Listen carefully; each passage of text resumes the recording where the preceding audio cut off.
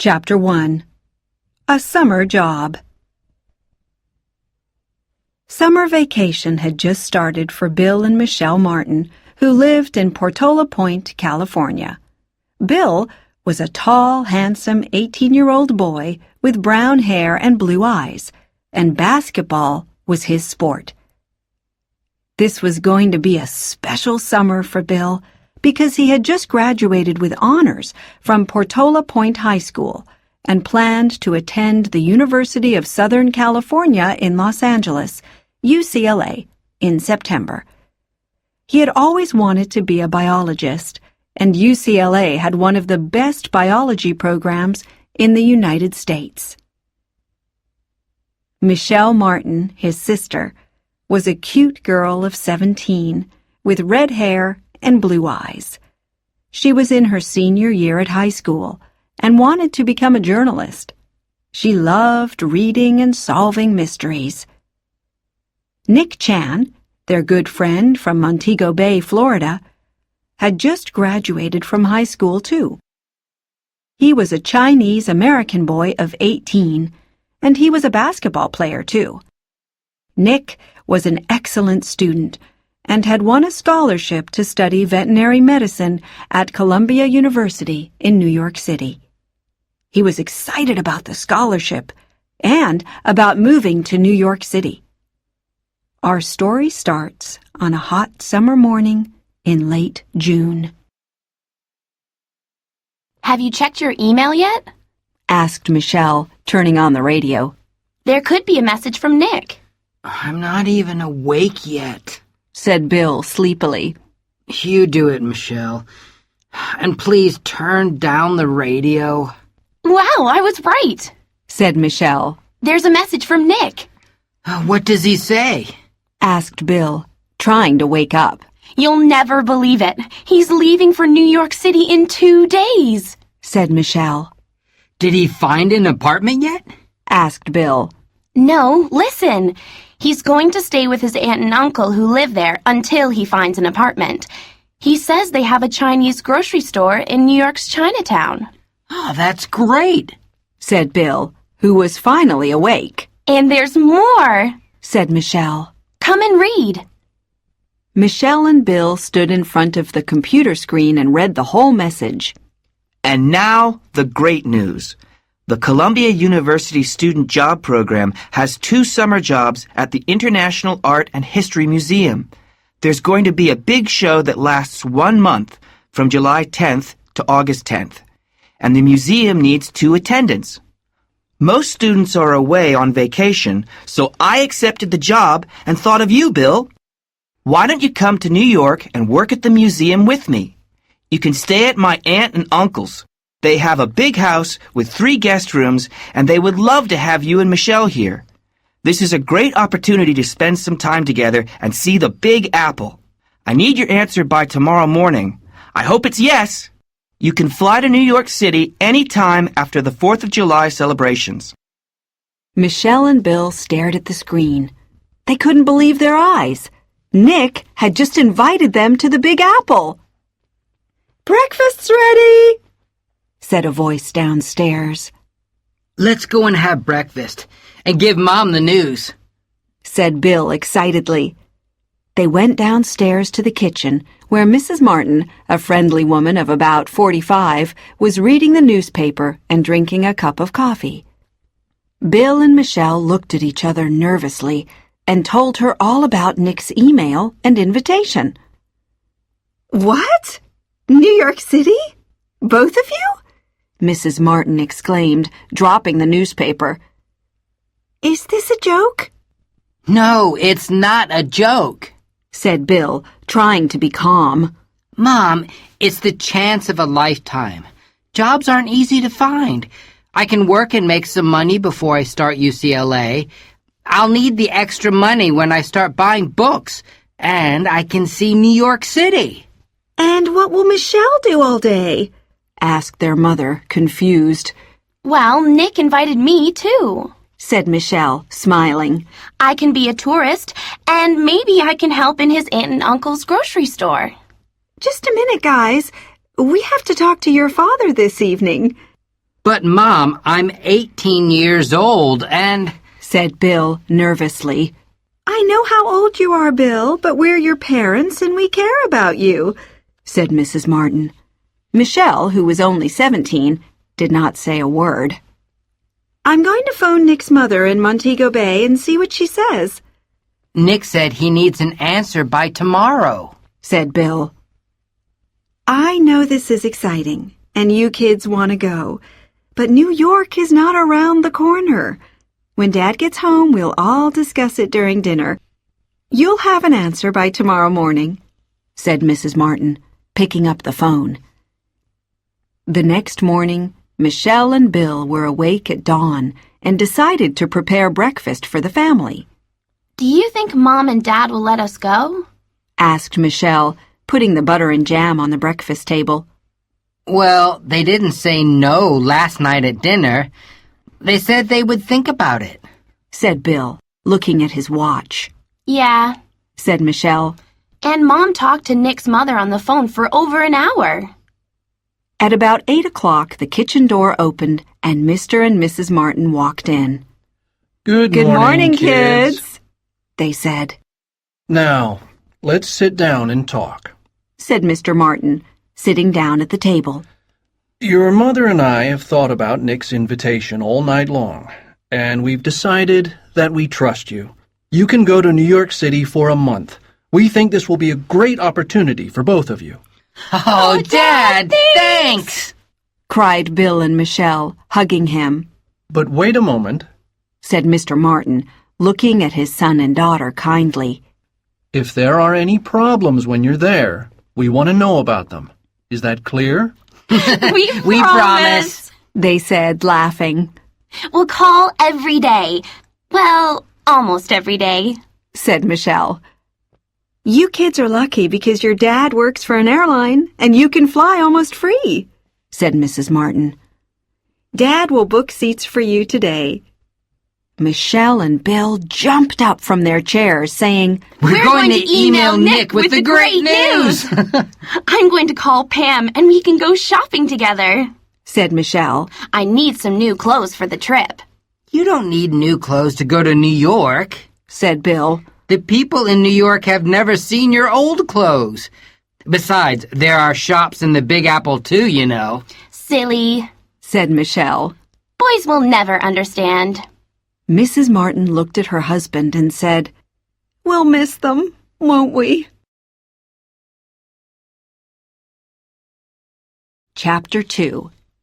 The Big Apple. We'll be landing at JFK International Airport in 20 minutes, said the captain of the plane. Thank you for flying with us. Nick and his aunt and uncle met Michelle and Bill at the airport. Nick, great to see you, said Bill happily. You're even taller than last summer, Nick, said Michelle, laughing. You guys look super, said Nick excitedly. Bill, Michelle, I'd like you to meet my aunt and uncle, Marion and Kevin Chan. They were a friendly-looking Chinese-American couple of about 50. Happy to meet you, said Bill and Michelle. Thanks for inviting us to stay with you, said Michelle. It's very kind of you. Oh, we've heard so much about you, said Marion. It's a pleasure to have you here. Now you're probably hungry, said Kevin. How about a big Chinese dinner at our house? Sounds great, said Bill. But first, let's call Mom and Dad and tell them we've arrived. The three friends had so many things to tell each other that they did not get to bed until late. The next day, Michelle decided to unpack and visit Chinatown and Little Italy, while Nick and Bill went to the student job office at Columbia University.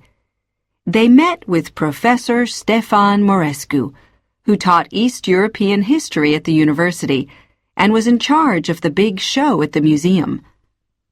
Professor Morescu was a tall, thin man of about 50, with pale skin, long gray hair, and small glasses. He rarely smiled or laughed. He was born in Eastern Europe and was a famous professor and author. Please sit down, Nick, Bill, said Professor Morescu, sitting behind an old wooden desk in a dark office with maps of Eastern Europe on the walls. Let me tell you about your job at the International Art and History Museum. You'll both work as museum attendants and wear the blue museum uniforms and name badges. You have to collect tickets, watch the visitors at the show, and make sure that no one touches anything. Your job is important because this show is very special. East European culture and jewels of the 15th and 16th centuries. It's the first of its kind on the Atlantic coast. I personally organized it, and it took me years of research. I know it'll be a success. Part of the show is dedicated to the great 15th century Prince of Wallachia, Vlad Tepes. The most important jewel of the show is the Vampire's Tear, which is a huge diamond of great value, shaped like a tear. People from all over the country will come to see it because of its beauty and tragic history. His dark eyes shone with pride. The Vampire's Tear? What a strange name, said Bill softly. Professor Morescu seemed bothered by Bill's comment and looked at him with his deep, dark eyes. Strange? Why? Oh, well, Professor, said Bill nervously. the word vampire makes me think of Dracula and Bram Stoker's book. I know it's only fiction, but... Professor Morescu was silent for a moment and touched the old wooden desk with his long, thin fingers. Only fiction? Young man, you have a lot to learn about the history of Eastern Europe. Remember, Vlad Tepes' other name was Vlad Dracula. Bill and Nick were embarrassed and didn't say anything more. What do you know about Vlad Dracula and about vampires? Asked Professor Morescu, staring at the two boys with his dark eyes. Well, sir, not much, said Nick. Vampires are often called the living dead because after they die, they continue living at night by feeding on human blood. Vampires can live for centuries if they continue drinking human blood and sleeping in their native earth. Bill and Nick suddenly felt cold and looked at each other.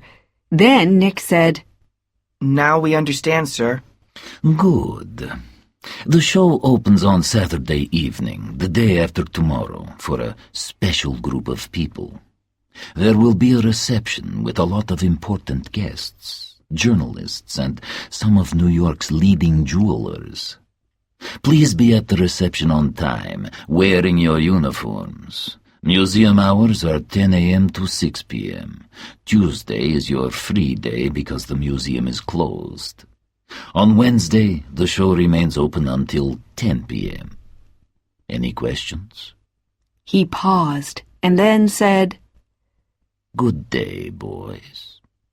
Bill and Nick left the university building and walked around the campus. What do you think of Professor Morescu? Asked Nick. Gee, he's kind of weird, isn't he?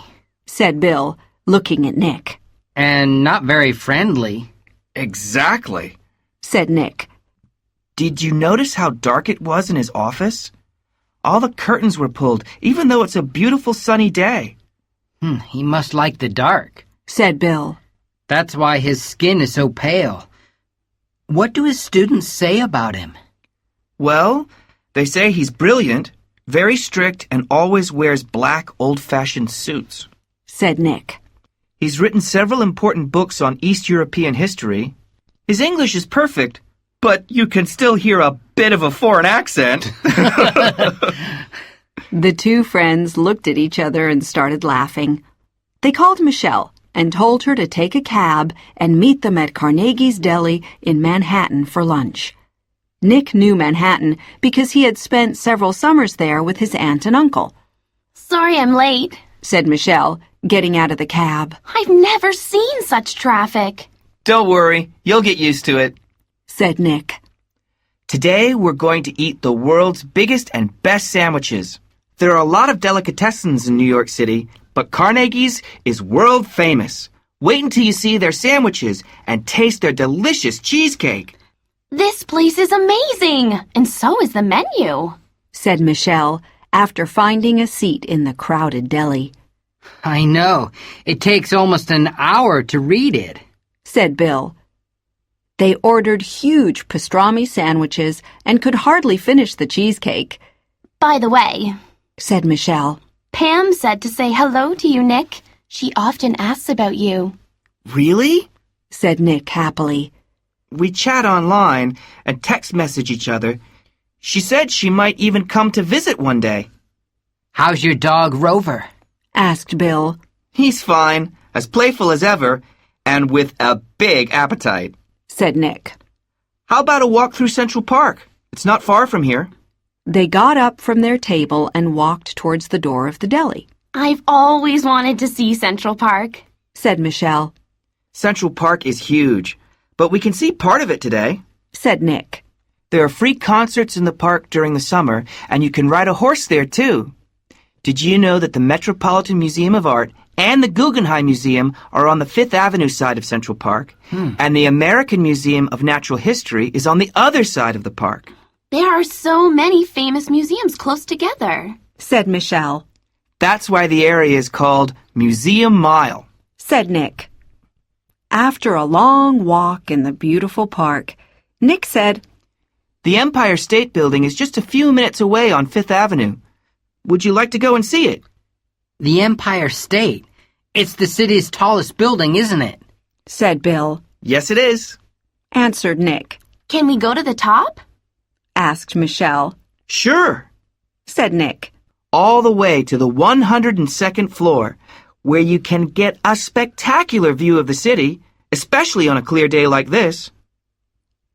Once they got to the observation deck on the 102nd floor, the three of them were amazed, and Michelle couldn't stop taking pictures. I've never seen so many skyscrapers all together, said Michelle enthusiastically. Ah, this city's wonderful. There's so much to see and do, said Bill. And you're the lucky one, Michelle, because you can go and visit all these places while Nick and I work. I'll take pictures of what I see and show you, said Michelle, smiling. That's not funny, said Bill, as they were taking the elevator down. Chapter 3. Opening Night. The International Art and History Museum was a beautiful early 19th century building with 3 floors near Central Park. On Saturday evening, the big wooden doors on the 3rd floor of the museum opened for the reception. Over 50 important guests, all fashionably dressed, were present, and waiters moved about offering them drinks and things to eat. Smetana's beautiful music filled the air. Nick, Bill, and 4 security guards stood near the entrance and exit. I've never seen such an elegant reception, whispered Bill, looking at all the guests. Some of the city's most important people are here tonight, whispered Nick.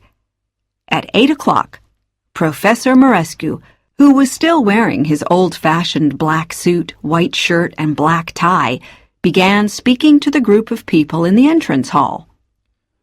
Good evening, everyone, and welcome to the East European Art and Jewels Show. This evening you will have the opportunity to see rare artifacts and jewels from a part of the world which is often forgotten. If you follow me, I'll give you a guided tour of the show. He moved to the first room, and the guests followed him. Professor Marescu, I'm Nancy Wilson, the photographer, and I'll be taking pictures of the show for a newspaper, said a young woman of about 30 with short blonde hair and glasses. I hope you don't mind. You're welcome to do so, Miss Wilson. We want to advertise the show as much as possible, said Marescu. The first part is called Art and Weapons, because as you can see, there are old paintings, sculptures, artifacts, maps, and all kinds of medieval weapons that were used during the many wars of the 15th and 16th centuries. This painting of Vlad Tepes is of great historical value and importance. He was a famous prince and warrior of Wallachia, and also a loving husband.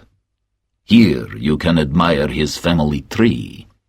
He stopped for a moment and admired the painting with tears in his eyes, and everyone was quite surprised.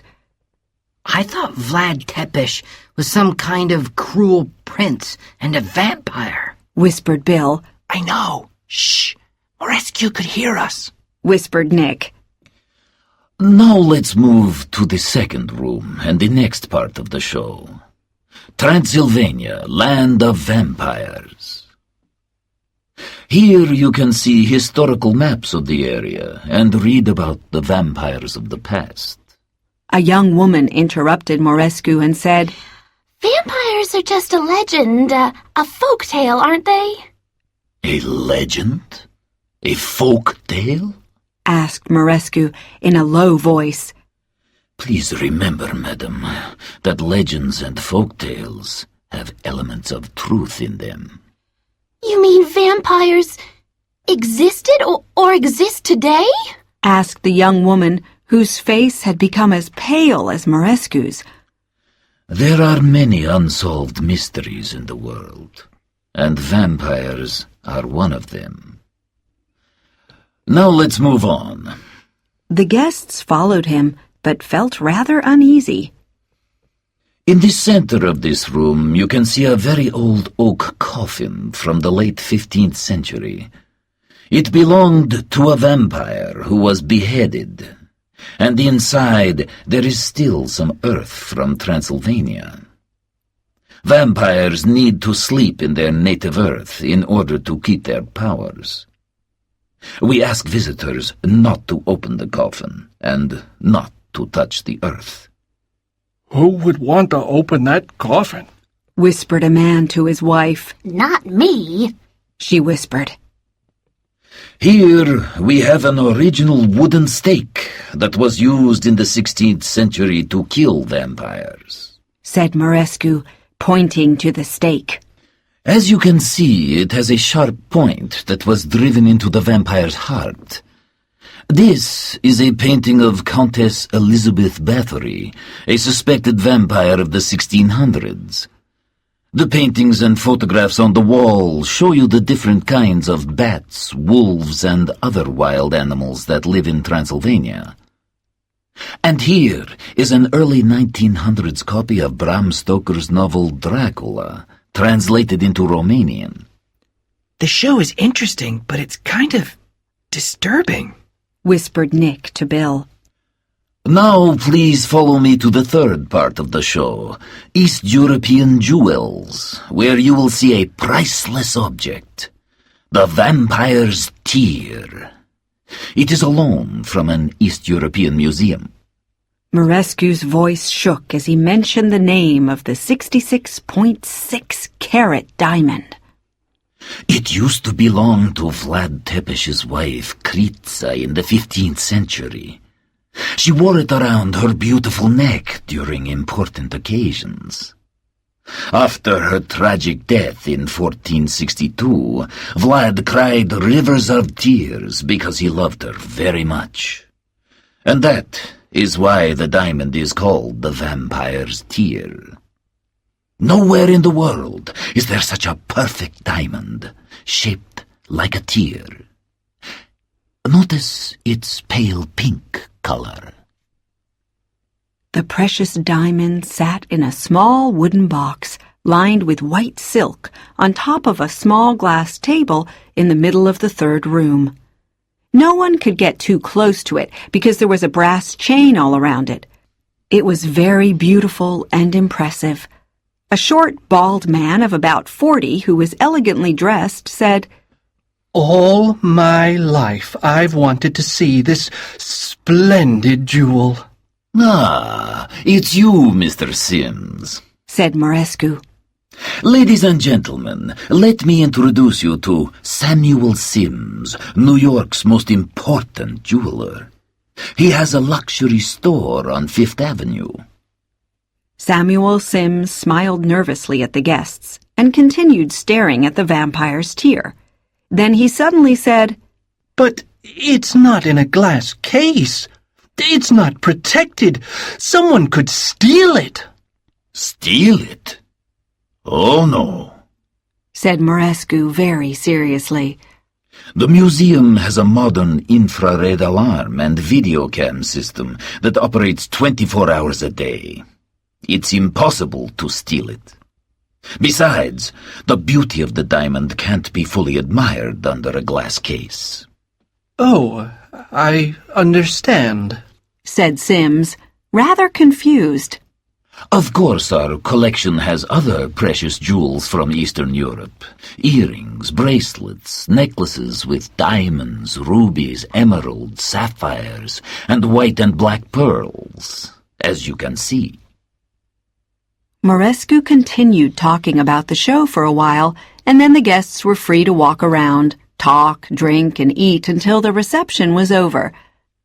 When the last guests had left the show, an old man and an old woman, wearing long, dark gray jackets and black trousers, walked in and spoke to Professor Morescu.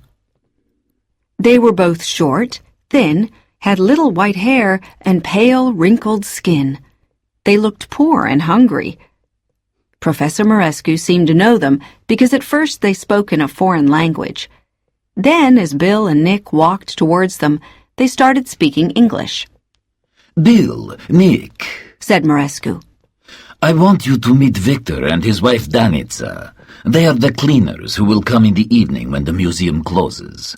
They are new to New York and speak little English. Good evening, said Victor, with a strong, deep voice. His wife just nodded her head and looked at her black shoes. On the fourth finger of her left hand, she wore a strange gold ring, shaped like a serpent. Hello. Glad to meet you, said Bill and Nick, trying to be friendly. Well, you boys can go home now, said Morescu. Remember, tomorrow morning the show opens at 10, so be here on time. All right, Professor. Good evening, said Bill. Good evening, Professor, said Nick.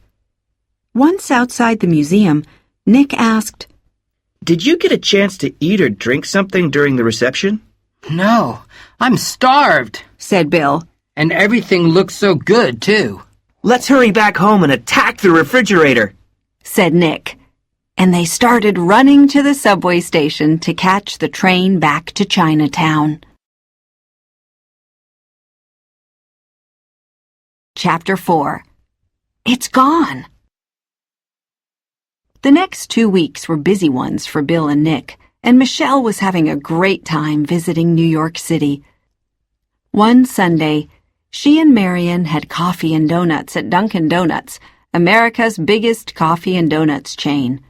Then they took the ferry boat to Liberty Island to see the Statue of Liberty. From the ferry boat, they enjoyed a wonderful view of the New York skyline. Another day, she visited Wall Street and the Financial Center. Then she spent one entire day inside Macy's, the world's biggest department store, and walked out with 3 huge shopping bags. She loved every minute of it. Professor Morescu's show was a success, and he was extremely pleased. Crowds of people visited the museum, and Bill and Nick had plenty to do. They made friends with the 2 security guards, Phil and Max, who took turns working day and night. Phil was a tall man of about 50, who always laughed and told jokes. Bill and Nick liked him a lot. Max was a Hispano-American of about 40, who often brought his wife's homemade cookies for the others to eat. The newspapers wrote excellent articles about the show, and a local television station filmed parts of it. A museum in California invited Professor Morescu to take his show there. Samuel Sims became a regular visitor because he wanted to admire the vampire's tear, and he often brought friends and clients with him. Then suddenly, something unexpected happened. One Friday morning, when the daytime security guard, Max, opened the museum door, as he always did at 9:30, there was a terrible, loud cry. Oh, no! Bill and Nick were coming up the stairs when they heard the cry and started running to see what was happening. Come over here, fast! Cried Max. I'm in the third room. Bill and Nick ran to Max, who was kneeling next to the other security guard, Phil. He's dead, cried Max, his voice breaking. One of my best friends. Oh, Phil. What? Cried Bill, staring at Phil's body lying on the floor. He felt cold, and his legs were weak. Are you sure, Max? Asked Nick nervously, as his heart beat wildly. He's cold, and his face is so white, said Max, his voice shaking. We have to call the police. He took out his cell phone and called 911. Let's close the museum door and put up a sign. People are going to start coming soon, said Nick. Nick! Max! The vampire's tear! It's gone! Cried Bill, staring at the empty wooden box. No! Someone stole it and killed Phil, said Max, his dark eyes filled with anger. We've got to call the professor. Everything happened so quickly, like in a terrible nightmare. Someone had killed Phil and stolen the precious vampire's tear. Professor Marescu was extremely upset when he heard of the murder and the theft of the diamond. He could barely speak when he got to the museum. By mid-morning, 4 New York policemen and a detective were already investigating the scene of the horrible crime. A tall African-American in a dark blue suit walked in and said, Professor, my name is Detective Bradley Ellis. I'll be working on this case along with the New York City Police. My men will spend the morning looking for fingerprints and other clues that could help us with this case. I need to ask you and the others a few questions. Are you all right, sir? Yes, thank you, said Marescu, who was paler than usual. Please, have a seat, said Detective Ellis. Does the third floor of the museum have an alarm system? Of course it does, and a very modern one, too, said Marescu. It's an infrared alarm connected to a video cam system. The museum alarm never went off. I'll have to take a look at the videotape, said Detective Ellis. My men checked the windows and the doors. No one forced them. There are 2 tiny round windows near the high ceiling, typical decorations of early 19th century architecture. I can't understand how the thief got in, killed the security guard, stole the diamond, and got out with such a modern alarm system. He paused for a moment and looked at Marescu. And the strange thing about the murder is that we don't even know how he was killed. What do you mean? Asked Marescu, who was disturbed by this fact. There are no signs of violence on his body, said Detective Ellis. We'll know more after the autopsy. Who else was here after closing time? The cleaners, Victor and Danica, and of course the security guard. The cleaners aren't here now. They come in the evening when the museum is closed. What time do they get here, and what time do they leave? Asked Detective Ellis. There is one security guard during the day and one at night. The cleaners get here about 9 in the evening and leave before midnight, said Marescu. Except for Wednesdays, when the museum is open until 10 p.m. Do you know the cleaners? Said Ellis. Yes, they're very good, simple people. They come from my hometown in Eastern Europe, said Marescu. I trust them completely. They live near Central Park, at the home of a cousin who works in New York. I'll have to talk to them, too, said Ellis. I need their address and phone number, and I'd like a list of all the guests at the reception on the opening night. He then talked to Max, Bill, and Nick, who told him what they had seen that morning. In the early afternoon, Detective Ellis and his men finished their work and were ready to leave. Keep the museum closed for today. My men are coming back later to check a few things, said Ellis. This is terrible, said Morescu nervously. When can the museum open? This is an important show. It's advertised everywhere. And it won't be the same without the vampire's tear. You can open tomorrow morning, but I'll need to talk to you again, said Detective Ellis, who gave his calling card to everyone. Here's my card. Call me if you have any information, or if you need me. Professor Morescu sat in a chair and stared at the painting of Vlad Tepes, whispering some strange foreign words to himself. Then he looked at Bill, Nick, and Max and said, Max, you and the boys can go now. We'll reopen tomorrow morning. He put his thin hands in his long gray hair and continued staring at the painting. Bill and Nick slowly walked out of the building. It was a hot summer day in Manhattan. They were both very upset about what had just happened. Poor Phil. I can't believe he's dead, said Nick sadly. He was such a nice guy. Always ready to joke and laugh about things. And we don't even know how he died, said Bill. Detective Ellis said there were no signs of violence on his body. He said we'll know more after the autopsy, said Nick quietly. Well, let's go home and tell everybody what happened. That evening, Nick, Bill, Michelle and Marion and Kevin Chan sat around the big dinner table. At first they were shocked and silent, but then they couldn't stop talking about the awful event. Have you called your parents and told them yet? Asked Kevin. Gee, I forgot, said Bill. I'll call them after dinner. When it was time to clean up, Michelle said, Bill, Nick, and I can do the dishes tonight. Dinner was great, thanks. The three friends went to the kitchen while Marion and Kevin turned on the TV in the living room to hear the latest news about the murder and theft at the museum. Guess what? Said Michelle, who was putting the dinner plates into the sink. What? Asked Bill and Nick. I think we have a case to solve, she said. Oh, no! Cried Bill and Nick. Not again! Michelle, said Bill. You don't know what you're saying.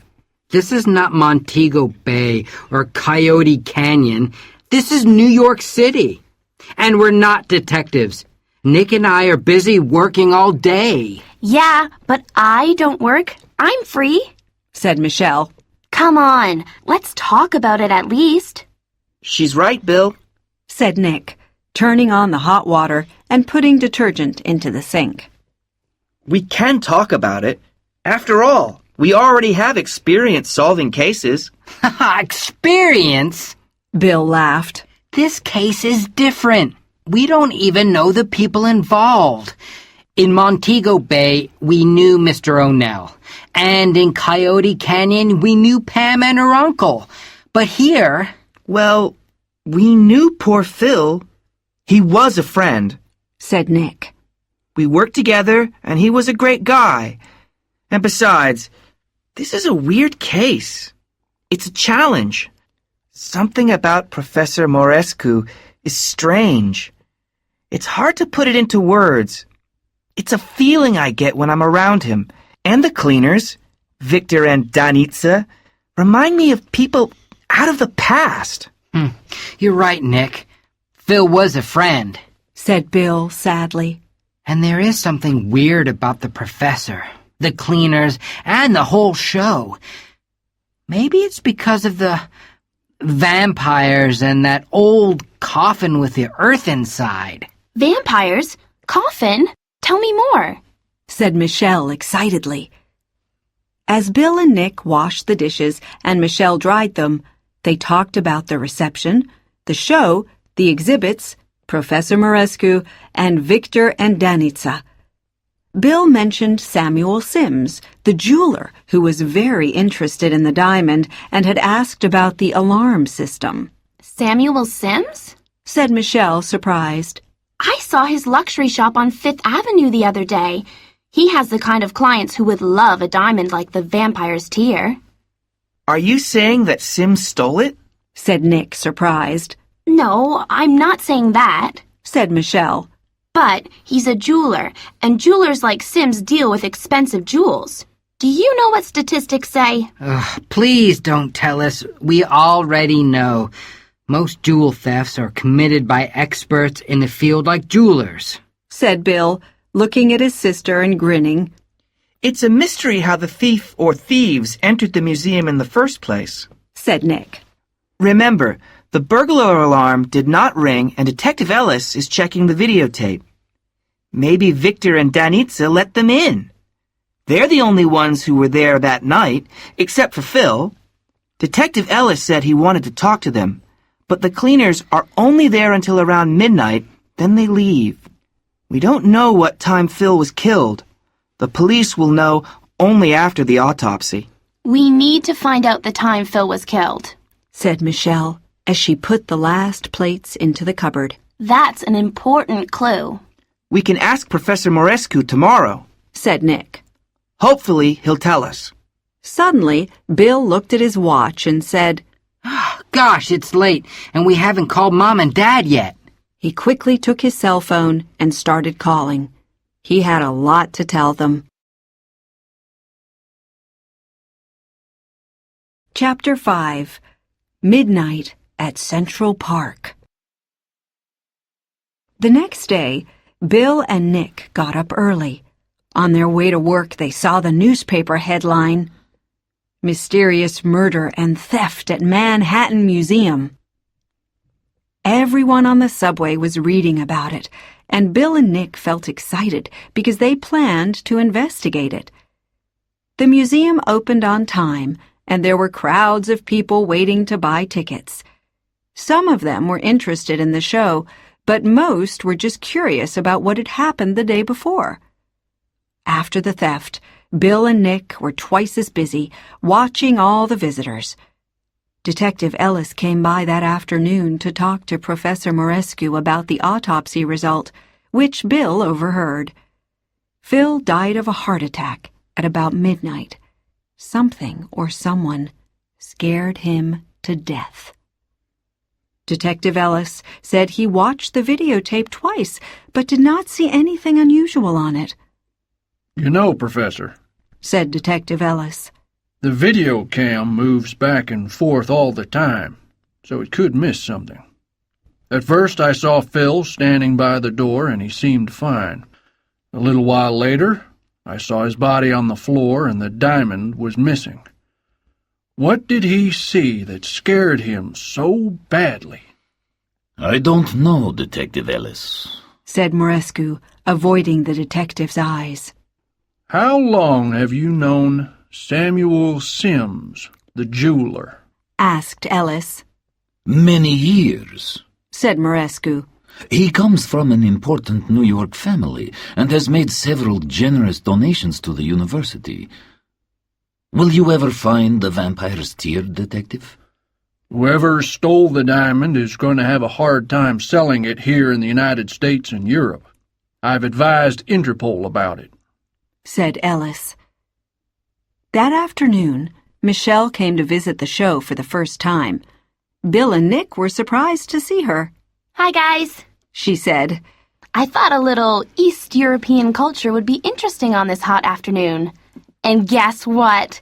I just bought 3 tickets to tonight's concert at Madison Square Garden. You mean the Rock Revolution concert? Asked Nick excitedly.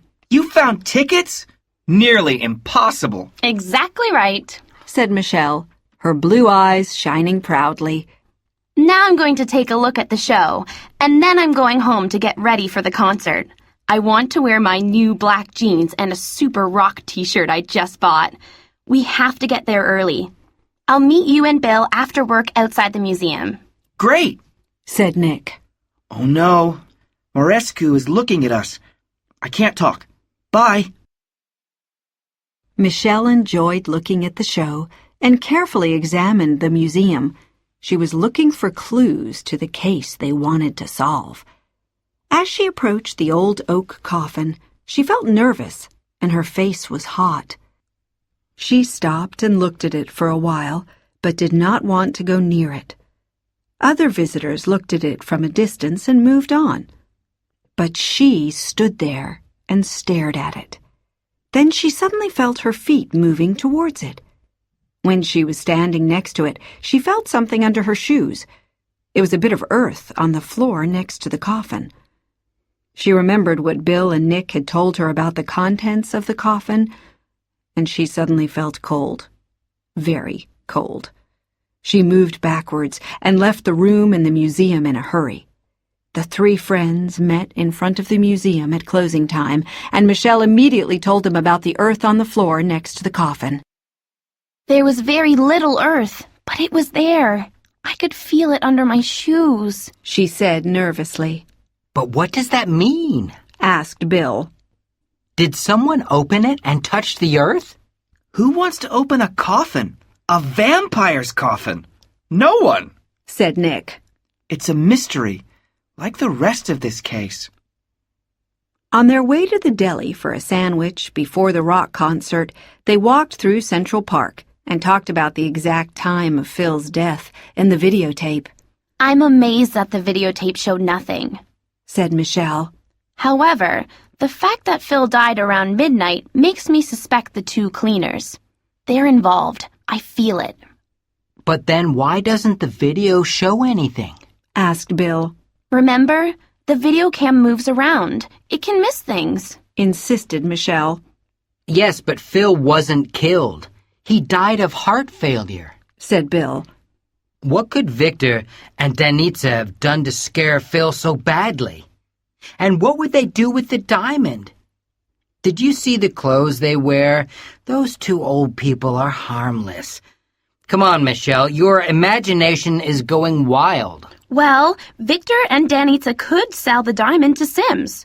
Or maybe Sims paid them to steal it, exclaimed Michelle. Remember, Sims has plenty of very rich clients who would love to wear the vampire's tear. All he has to do is wait a while until people have forgotten about the theft, and then he can sell it. We have to find out more about the cleaners. Your sister isn't wrong, Bill, said Nick. Remember, the alarm didn't ring, so someone probably let the thief or thieves in. When poor Phil saw what was happening, he tried to stop them, but he saw something or someone that was so scary that his heart stopped and he died. Now this is what I don't understand. What could have possibly scared him like that? I agree, said Michelle. I've got a plan. Let's wait a few days so that the cleaners won't get suspicious. What about next Wednesday night, when the museum is open until late? We can wait until they leave the museum at about midnight and follow them home. You said they live near Central Park. That's not far from the museum. We can find out where they live, and since I'm free all day long, I can keep an eye on them and their house during the daytime and see what they do and who they meet. Sounds like a good idea, said Nick, who was excited about this new adventure. What do you think, Bill? The subway runs all night, so we can do it, said Bill. I'm glad Mom and Dad don't know about our plan. I don't think they would approve. Let's go to Rock Revolution. It's getting late, said Michelle. There are 3 bands playing tonight. It'll be a cool concert. Wednesday finally arrived, and Michelle spent the day helping Marion and Kevin in the grocery store because their usual clerk was ill. At first, she had trouble remembering where everything was, but after a while she did a good job. The only clients she couldn't help were the ones who spoke Chinese. After dinner, she took the subway to the museum and waited for closing time. When she met Bill and Nick, they were hot, hungry, and tired. Hi, Michelle, said Bill and Nick. Why don't we go for ice cream at Baskin-Robbins? Said Bill. It's only 2 blocks away. There's a super ice cream parlor just half a block from the museum, said Michelle, pointing down the street. We can have ice cream and wait until the cleaners finish at about midnight. Let's go for it. said Bill, A cold, creamy cone. Approved, said Nick, laughing. They walked into the iceberg parlor and looked at the big, colorful sign on the wall that said, "Our sizes. Like it? Love it? Gotta have it. 100 flavors," 100 flavors, said Nick. That's right. Said one of the clerks, smiling. I'll have the biggest, chocolate and macadamia nut, please. Said Nick. That's the gotta have it. Said the clerk. Me too. Same flavors. Said Bill. I'll have like it, white chocolate and cherry cream, please. Said Michelle. Then she looked at the boys and said, My new black jeans have to fit me. Bill kept an eye on his watch, and just before midnight he saw Victor and Danica quickly walking by. They were wearing the same clothes as they always wore. The three friends got up from their table and quietly followed them at a distance. The old couple did not notice that someone was following them. Suddenly, the two cleaners crossed the street and entered Central Park at East 65th Street.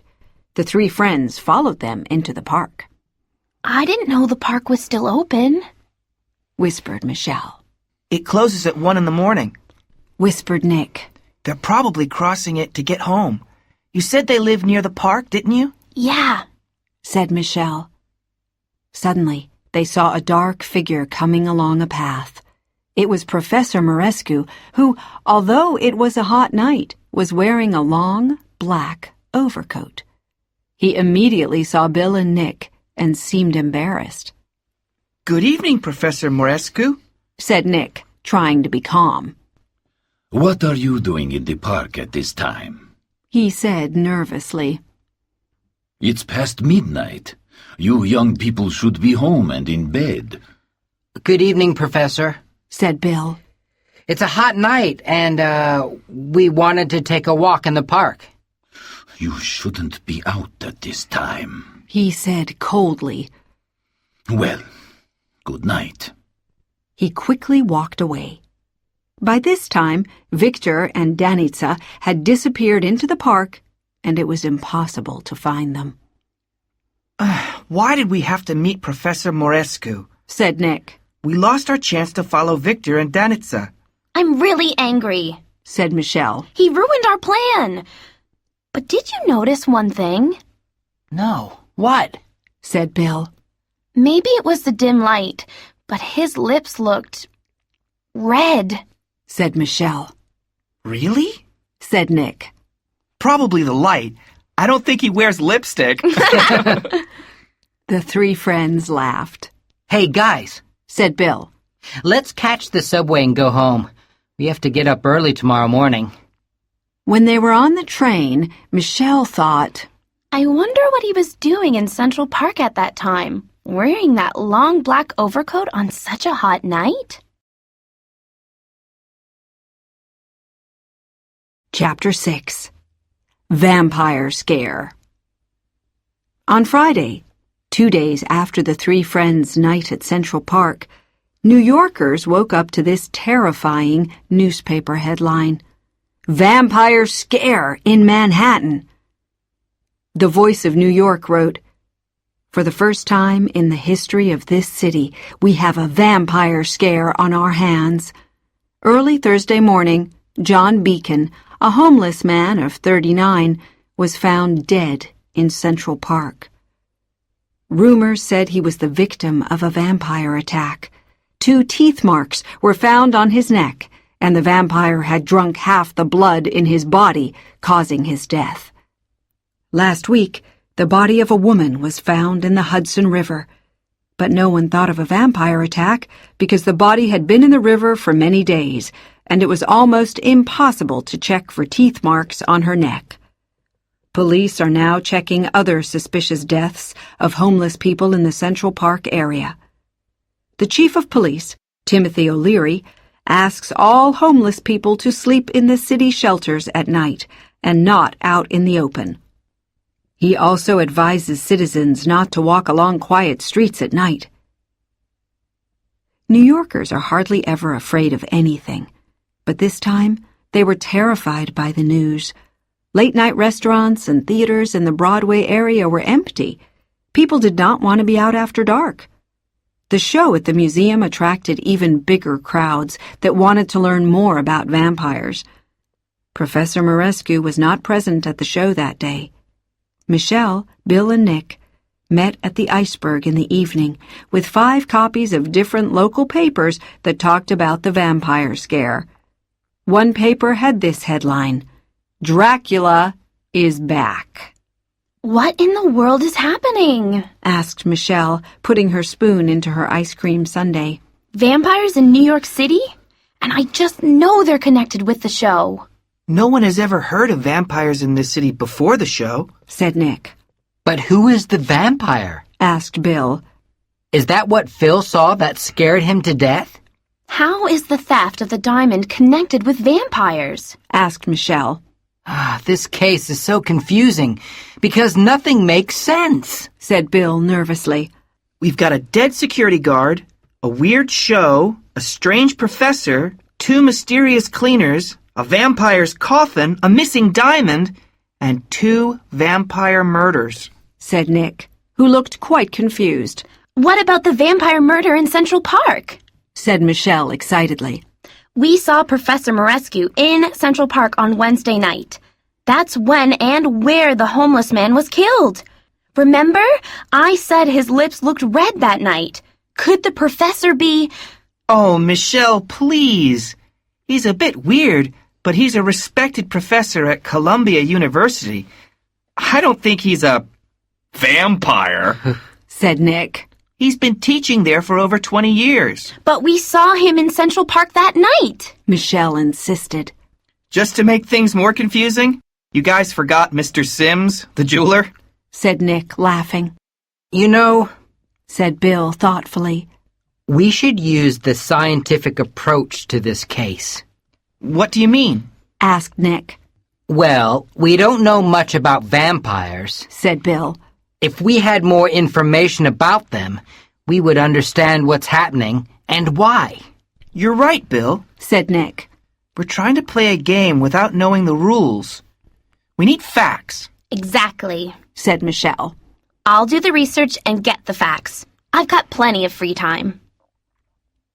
The next day, Michelle was on her way to the New York City Public Library on 5th Avenue and 42nd Street when she saw Detective Ellis and 2 policemen walking into Sims' Jewelers. I wonder what Detective Ellis and the police are doing at Sims's, she thought. Ellis probably suspects him. Michelle was not wrong, because Samuel Sims was one of Ellis's first suspects, and he had asked Sims not to leave the city. That day, he had a search warrant to search the luxurious jewelry shop. It was a hot evening when Bill and Nick met Michelle in Central Park after work. Bill and Nick lay down on the cool green grass, and Michelle sat between them. I've got a lot of information on vampires for you today, said Michelle proudly. Great. Tell us, said Bill and Nick, looking up at the early evening sky. Well, first of all, they're often called the undead or living dead, because a vampire is a dead body that feeds on living people. The vampire's victims usually die and then become vampires themselves. You can't see vampires in a mirror, and they don't have a shadow. They sleep during the day and go out after sunset to find their favorite food, blood. They can change their form and become bats, wolves, or rats. And the only way to kill them is by driving a wooden stake through their hearts, by beheading them, or by burning them. Ugh, said Nick. There's an old wooden stake at the museum. Well, who fits the description of a vampire? Asked Michelle. Bill and Nick were silent. Who works at night and is never seen in the daytime? Victor and Danitza, said Nick. But that's not much. No, it's not. They're old, but they don't look like vampires, said Bill, who was disappointed. I mean, they don't look like bats or rats or wolves. They don't have to change their shape to be vampires, Michelle insisted, And if they're really vampires, what would they do with a diamond? said Nick. Vampires don't need diamonds or money. They need blood. That's just it. Exclaimed Michelle. They need blood. Who killed the homeless man in Central Park and the woman found in the Hudson River? And maybe others. Professor Morescu said Victor and Danitza came from Eastern Europe. That's where the whole story of vampires started long ago. But what in the world are they doing here in New York City? Asked Bill. Now I'm really confused. Listen, Said Michelle. first, let's find out who Victor and Danitza really are. Next Wednesday is the last day of the show, and it closes at 10 p.m. Will Max be on duty that night?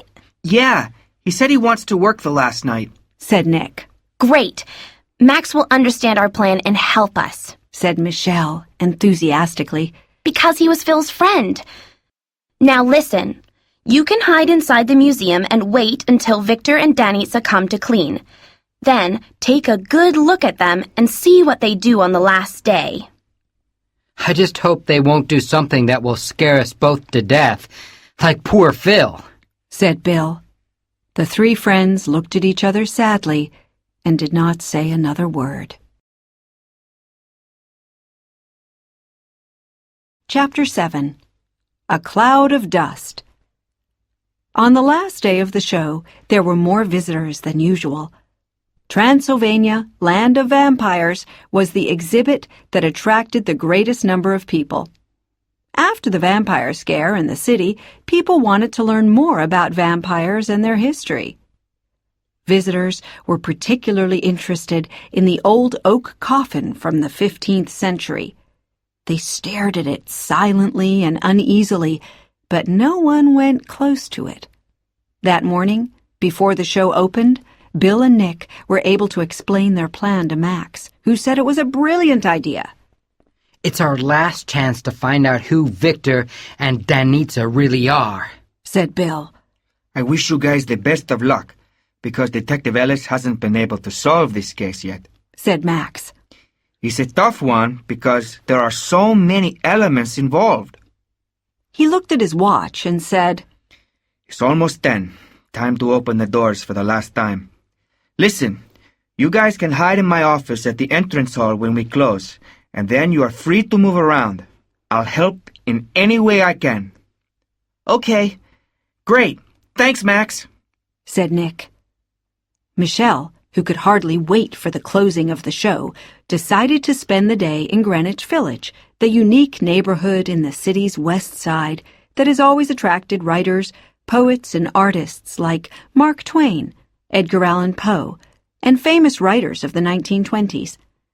She stood in amazement in front of the Jefferson Market Courthouse, built in 1877 and considered one of America's most beautiful buildings, which is today a branch of the New York City Public Library. In Washington Square, she watched street performers and visited some of the colorful shops and art galleries. She loved walking down the narrow streets and looking at the charming houses. The show closed punctually at 10 o'clock in the evening, and once everyone had left, including Professor Morescu, Bill and Nick went into Max's office and waited quietly for the cleaners to come. Nothing happened for over an hour. Then Victor and Danitza arrived. Max let them in, and they took off their dark gray jackets and disappeared into the bathrooms with their cleaning equipment. Bill and Nick remained in Max's office, which had a glass partition that looked like a mirror from the outside. In that way, visitors thought it was a mirror, but whoever was inside the office could see what was happening outside. Bill heard the door of the bathroom open, and he and Nick got up and stood in front of the glass partition, while Max sat behind his desk. Victor and Danitza walked into the Transylvania Land of Vampires room and walked towards the old oak coffin. They looked at each other for a moment and then carefully moved the lid of the coffin to one side and created a small opening. Then Victor put his hand into the coffin and took a handful of the dark earth. He looked at Danica with a strange smile on his pale lips, and they both smelled the earth a few times. Then Victor lifted his hand into the air and threw the earth over himself and Danica. The dark earth formed a strange cloud of dust that hung in the air. Bill, Nick, and Max stared at the bizarre scene from behind the partition. What's Victor doing? Whispered Nick anxiously. The guy's crazy, Whispered Bill. Do you guys have a camera? Whispered Max excitedly. No, but my cell phone can take pictures, Said Nick. I've got it in my hand. Suddenly, Victor and Danica were no longer standing by the coffin. They had disappeared. In their place, there were 2 black bats who started flying around the room. They flew to the entrance hall, but Bill, Nick, and Max couldn't see them, so they slowly opened the office door and walked towards the entrance hall and hid behind the 2 big billboards that advertised the show. From that position, they had a perfect view of the entrance hall and the huge chandelier that hung there. The bats continued flying around the huge chandelier, which had hundreds of beautiful tear-shaped crystal ornaments on it. Nick immediately took a picture of them with his cell phone. Then one of the bats got close to one of the crystal ornaments on the chandelier and removed it from its place with its sharp teeth. The bat flew around the chandelier several times with the ornament in his teeth. Nick quickly took another picture, and the 3 of them noticed that the crystal ornament had a light pink color. It wasn't a crystal ornament at all. It was the vampire's tear. The 2 bats flew towards the high ceiling and out of one of the small windows whose glass was missing. Neither the bats nor the vampire's tear were ever seen again. Bill, Nick, and Max were astonished. It took them a while to get over the shock, but they were finally able to speak. Did you see what I saw? Cried Bill excitedly. I sure did, and I have 2 good pictures to prove it to Detective Ellis, Said Nick proudly. Max ran to his office and phoned Detective Ellis and Professor Morescu. Michelle, who had been anxiously waiting at the iceberg parlor, saw Detective Ellis arrive in a police car with 2 policemen and followed him to the 3rd floor of the museum. Detective Ellis rushed in, and Michelle followed him. Who are you? He asked, looking at the teenage girl.